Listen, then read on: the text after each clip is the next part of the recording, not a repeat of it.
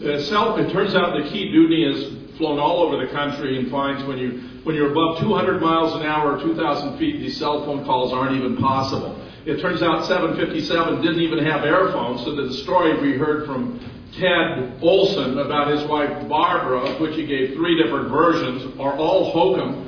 Plus, the FBI said that there was never a completed call between Barbara Olson and Ted Olson. So you can ask yourself what's going on here when the former Solicitor General of the United States claims that he received a phone call from his wife Barbara, who said that they had all the passengers and all the pilots gathered together at the back of the plane. I think the aerodynamic instability of having all the passengers and pilots at the back of the plane would have been a problem all by itself. But this is a guy who represented the administration in arguments before the Supreme Court, who has also observed, he made this statement, you can track it on Google, that he could think of infinitely many reasons why the government might lie to the American people. Infinitely many reasons. And I just suggest that he found a couple in relation to 9/11. Now, what did happen to them? A study has been done of 19 who are alleged to have made these cell phone calls, which appear to be impossible anyway, okay? If you go to if you go to those who received benefits from the Survivors Fund, of the 19, the answer was 0. 0 family members received money from the Survivors Fund, and the number whose deaths were recorded on the Social Security Death Index was 1.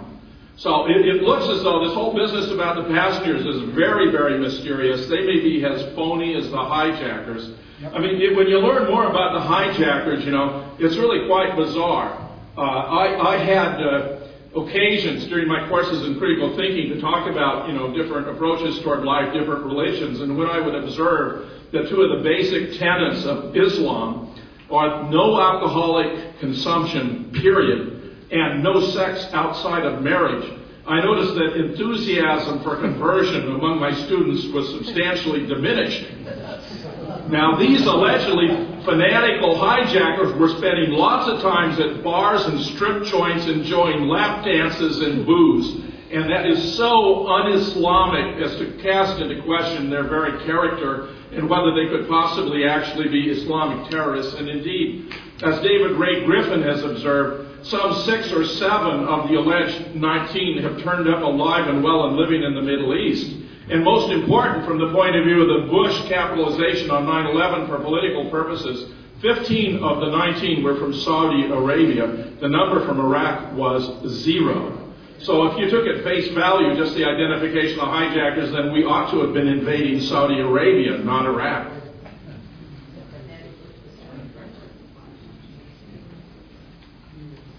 First off, great passion. I really love the speech.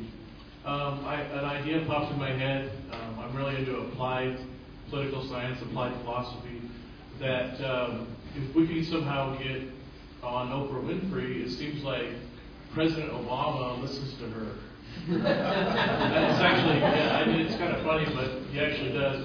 What I'm looking for is a reaction out of our Commander-in-Chief. Yeah, that's very interesting. I mean, I was so enthusiastic about this Obama guy that I 5 different times sent him $100. I've never done this for any candidate in my life.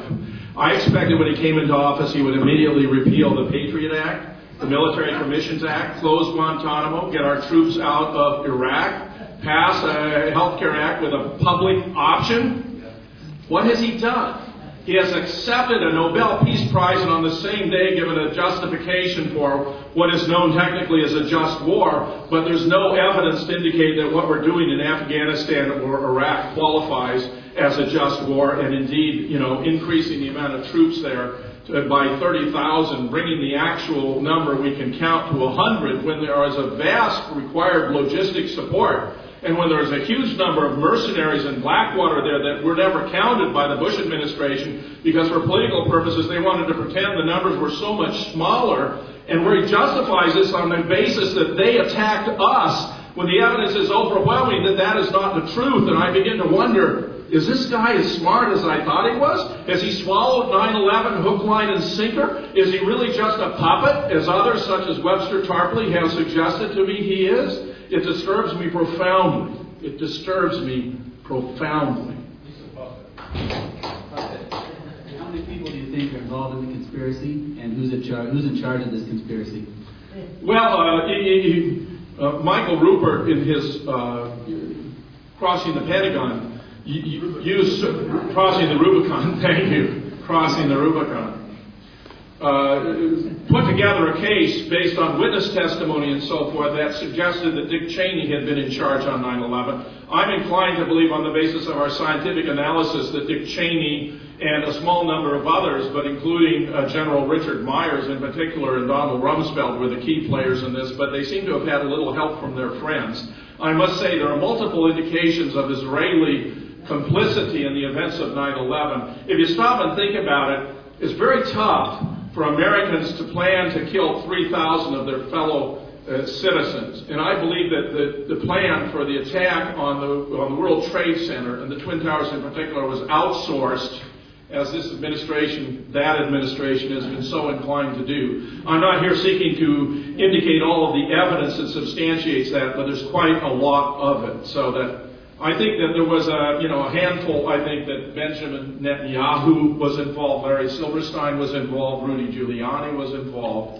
There are half a dozen other names, many of which were among the neocon group that became so powerful in this administration. I gave a talk on the grass in front of the Capitol on April 15th at a freedom rally for Ron Paul in 2007, I guess, during which I explained that there appeared to be three motives for 9/11. One was oil, another was Israel, and the third was ideology. And of course, oil was, taking control of this vast reservoir of Iraqi oil. Israel was weakening the most powerful, sophisticated Arab state. I mean, look, before we decimated Iraq, it had the most sophisticated healthcare system. It had a national healthcare system. It had a wonderful system of public education. It had a marvelous infrastructure that provided electricity and water dependably to the citizens of Iraq. It had marvelous antiquities and cultural effects. It was a civilization thousands of years old. Well, Americans don't even seem to realize that the Tigris-Euphrates Valley is the home of the mythical Garden of Eden, so that we are distributing depleted uranium and rendering uninhabitable the cradle of civilization.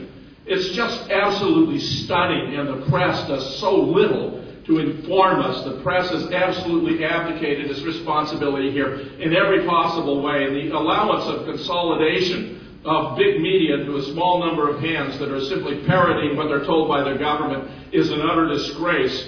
Thomas Jefferson and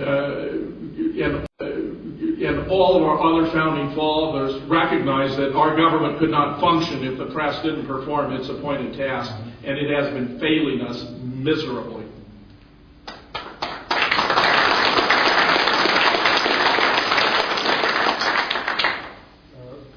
The reason why I believe I'm a little nervous. The reason why I believe 9/11 was definitely an inside job is because the secret energy meetings that Dick Cheney was involved in. Yes. And I believe that the fact that this was planned in, I think, Hamburg, Germany, partly planned 9/11. Well, allegedly, but I don't believe for a minute that these people who were part of the neocon family would have shared any of that energy plan result with anyone from the Middle East. Yeah. And this is a part of a bigger plan. Yeah. And then another thing I'm curious about is why Rudy Giuliani was one of the first to blatantly come out and oppose these trials being held in the United States. Yes, yes. And is he some type, do you believe, for one, that he's some type of a gatekeeper for this whole thing, and that if he falls, this whole house of cards would fall? Rudy Giuliani was complicit in the whole deal from beginning to end, I'll just tell you. And he was warning people that, he said that he'd been told that the Twin Towers were going to collapse. He didn't go to his command and control center in Building 7, where they had 2 floors with their own air and water supply. He did a lot of things that were very, very odd if you did not have inside information about what was actually going to happen. He's never been able to say who informed him that the towers were going to collapse when there was no reason in the world to think that was going to happen. Certainly the firemen, the fire chiefs didn't have any reason to think that would happen, or they wouldn't have allowed their men and themselves to go up inside of the towers. Just go ahead. Was it also true that do you believe that Rudy Giuliani